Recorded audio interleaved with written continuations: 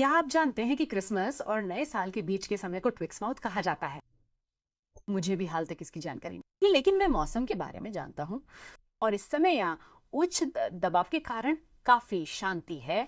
अब जैसे जैसे हम अगले कुछ दिनों में आगे बढ़ेंगे, ये पीछे हट जाएगा, उत्तर पश्चिम की ओर जाएगा और अंततः उत्तर से कुछ हवाएं चलेंगी।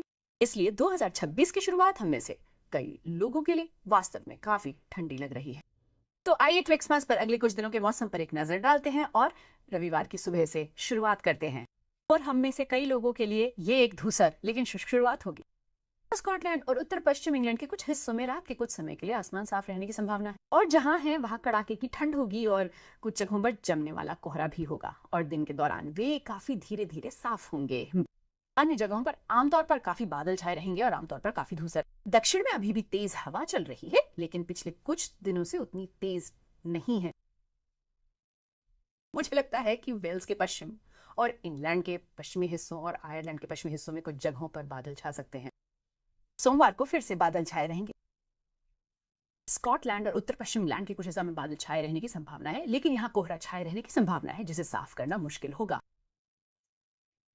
दिन में बादल घने होंगे जिससे कुछ जगहों पर बारिश हो सके। मुझे लगता है कि पूर्वी इंग्लैंड के कुछ हिस्सों में ऐसा होने की संभावना है। बाकी जगहों पर मौसम सामान्य तौर पर धूसर लेकिन सूखा रहेगा। मंगलवार को फिर से बादल छाए रहेंगे। यहाँ वहां कुछ जगहों पर बादल छा सकते हैं। मुझे लगता है कि उत्तर पश्चिम की ओर ऐसा होने की संभावना है और फिर बाद में हम कुछ और घने बादल देखेंगे जो धीरे धीरे स्कॉटलैंड के सुदूर उत्तर में पहुंचेंगे और कुछ जगहों पर बारिश भी होगी। और इस बात की संभावना है कि ऊंचाई वाले इलाकों में बारिश का मौसम सर्द हो सकता है। बुधवार को बारिश के कुछ और स्थानों पर होने की संभावना है।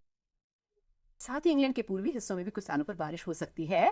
अन्य जगहों पर 2025 के आखिरी दिन मौसम थोड़ा शुष्क रहने की संभावना है और फिर जैसे जैसे हम 2026 में प्रवेश करेंगे तो थोड़ा बदलाव होगा।